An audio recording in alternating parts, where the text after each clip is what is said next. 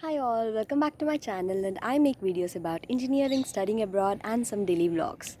So in today's video we are going to talk about studying abroad and specifically about IELTS, and in that we are just going to talk about speaking section because I have already made a video regarding IELTS information.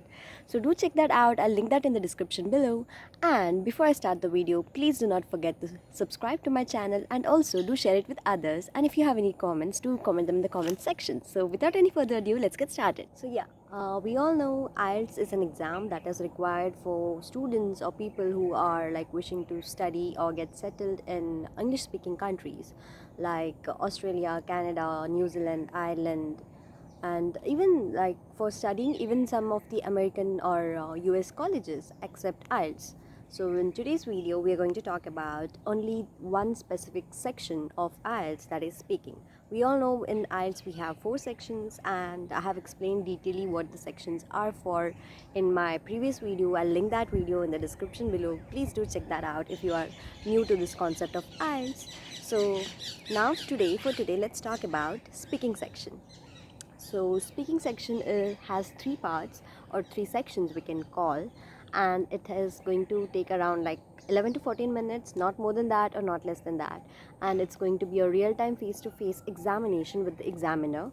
And yes, I have written some points which I had wrote down long back ago for me. Like in 2019 I gave the exam. It's going to be almost 2 years for the coming July.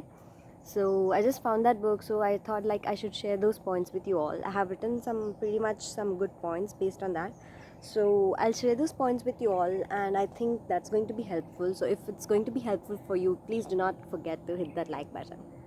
Okay, so let's start with that.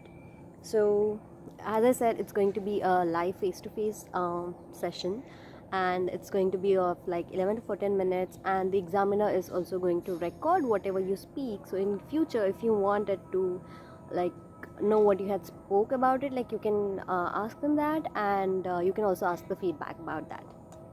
Okay, so and the examiner who is actually conducting your exam has the full rights to give the marks. So how you speak to them is what it's going to matter a lot.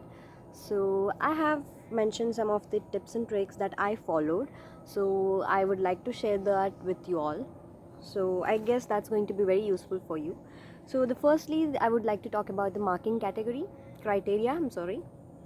So the marking category criteria is going to be based on 4 things, that is fluency, how well you're going to speak or how well you know to frame the sentences. Then it's going to be about vocabulary, and then your grammar and your pronunciation. Grammar means some people mostly make the mistake of speaking past. Like if they want to talk something related to past, they try to speak it in present. Like if they are actually describing something that has happened in the past, but they, when speaking, they like speak it in the present. So that's going to be a wrong grammar, like we can say the tenses are wrong in that way. So make sure you have good knowledge about your tenses. And pronunciation, obviously pronunciation matters, but try to like at least day to day life, what words or what sentences we frame, in that at least try to have a good pronunciation. So don't try to like say something else. So make sure you have good pronunciation knowledge. And yes, that's it. And task, as I said, we are going to have 3 sections. So the task one is going to long for 4 to 5 minutes, and they're going to ask normal general question and answers like based on home, city, town, hometown, childhood, your hobbies, your friends, your evening time, your snacks, your favorite food, your clothing style, your internet, your all those things. So it's going to be about that. Then in task 2, they're going to give you a small cue card, and you will have the question and the points on which you have to answer, and you will get around like 1 minute to think, and then you have to speak for 2 minutes straight, and the examiner will pause you after the 2 minutes are done. And the task 3 is going to be a discussion round for 4 to 5 minutes, and it might be related to the cue card section that is related to the task 2, or it might be in general discussion based on social life, your food, culture, religion, not religion, we can say like the culture, how it's in your back, in your country, in your origin of country. And yes, general questions again, but it is going to be a just a discussion sort of communication. Okay, so now that I have spoke about the whole idea about the speaking, let me give you some tips and tricks that I followed when I was giving the exam. And to be very frank, I scored like around 7.5 band for speaking, and I guess that's a pretty good score for speaking section, and that too from like in India, like it's a good score. So I think I am like quite okay to discuss about these points. So whoever is interested in this, then I guess that will be really helpful for them. And yes, now let me give you some tips and tricks. Okay, so the first thing is try to be confident and keep a smile on your face. So if you're confident, then I guess like if you like any person, if they want to speak something, they should be confident enough to express their thoughts. And if you have a smile on your face, that obviously brings the confidence in you, and even the examiner feels good that okay, you might know something, you might have a good knowledge about English speaking. So have good confidence and have a smile on your face, and that will help a lot. Okay, so the second thing is do not memorize your answers. Okay, like I have seen people who like try to memorize the answers by seeing on YouTube, or like reading the content on WhatsApp. Sorry, not WhatsApp, on Google or something like that, and they try to memorize those answers and then speak to people. So I think that's not a good thing, because the examiner will obviously come to know that you have memorized the answers and you have come here to speak that up. So because what happens is they might ask something else and you might say something else, so the answers won't match. So try to avoid memorizing your answers, just have an idea but do not memorize it. Okay, so the next tip is like you have to avoid using big and unfamiliar words. Like what happens is like we hear people saying like you have to use good vocabulary, you have to use different words that you have never heard in your speaking section, but that's not true. You don't have to speak any unknown word or any big word which you have never heard, or just by listening to that word somewhere on dictionary or on Google, you try to use that in your sentences. But what happens is like you do not know the meaning of it and you don't know how to add that in a sentence, and you make a mistake, and that gives a point for the examiner to reduce your score. So I personally prefer that you should not use the words that you're not aware. But if you really want to use those words, then what you can do is like you have to have a pretty big practice about it. Like you should know how to phrase a sentence using those words, and once you're done with that, then I guess you can use those. But what I generally prefer is like not to use unfamiliar words. Okay, then the next thing is use a proper range of grammatical structures. Like try to use complex sentences, simple sentences in your answer, so that you don't make any mistakes and you exaggerate your sentences. Like exaggeration means like if you add a complex sentence, that means that you are obviously going to speak for a long time. So like if you have a proper grammatical structure, then that's going to help a lot. Like if they ask you some question, then start it from yes, no, or then add some sentences, then make it a bit big, and like enlarge your sentences, and that's going to add like you're going to speak for a long time, and that's going to give a point that the examiner adds some points to your band score. Okay, and the next thing is do not worry about your accent. So the examiner obviously has pretty good knowledge about all the accents, because they have to face many people from different regions. So you don't have to worry about your accent, you don't have to be you're fake about your accent. Like we Indians, like we speak in a normal Indian tone, but we think like okay, in speaking section we have to speak in an American or British accent. But yeah, that's not true. You don't have to fake your accent, you can just be yourself and speak properly, like crystal clear voice, and then that's going to be good.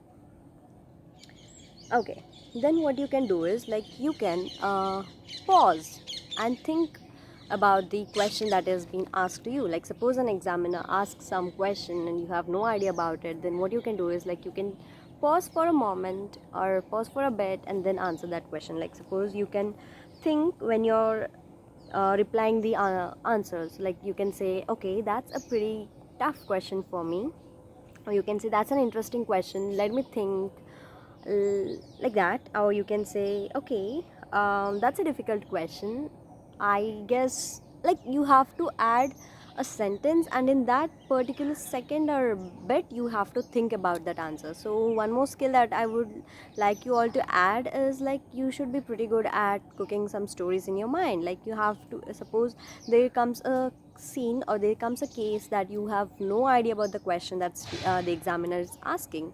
So what you can do is like you have to frame or you have to imagine that particular situation all by yourself and then answer the question based on that, whatever the examiner has asked to you.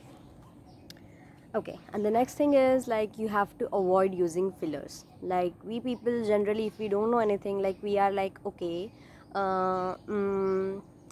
yeah, yes, like we stretch the words, so these are called as fillers. So that is not preferable in IELTS speaking. So if you use those, then there's a high chance that you will get your points less. So avoid using those fillers. And yes, sorry for the background noise that's going, like I don't know where that noise is coming from.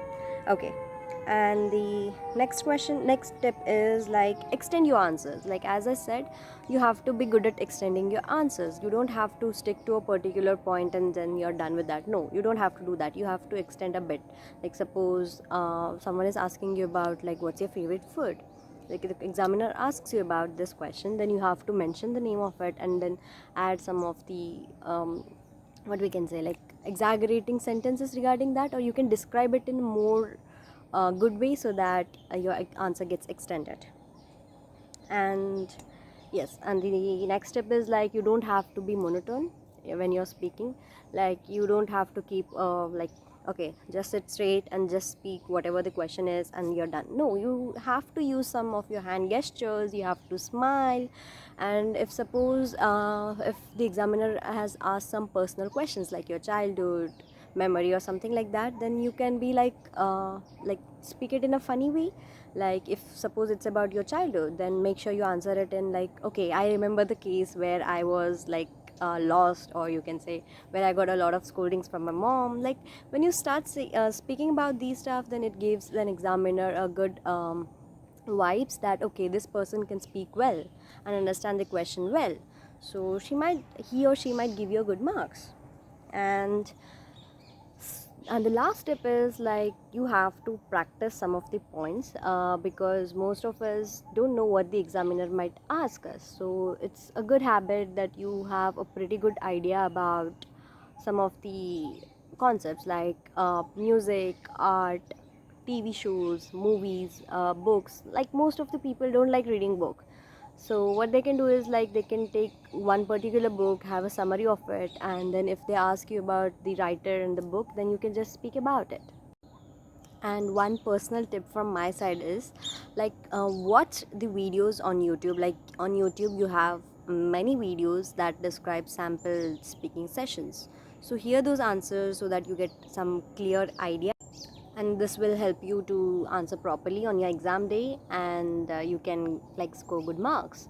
So instead of scrolling Instagram or talking to someone else or watching some videos before sleeping, then just watch these videos and you will have these ideas in your mind, and like who knows, like you might get the same question, so you will be prepared for that. And yes, that's it for today's video. If you have liked the video, please do not forget to hit that like button, and also please do subscribe to my channel. And any comments, then please do not hesitate to ask them in the comment section. And yes, have a good day, have a good life. Bye bye.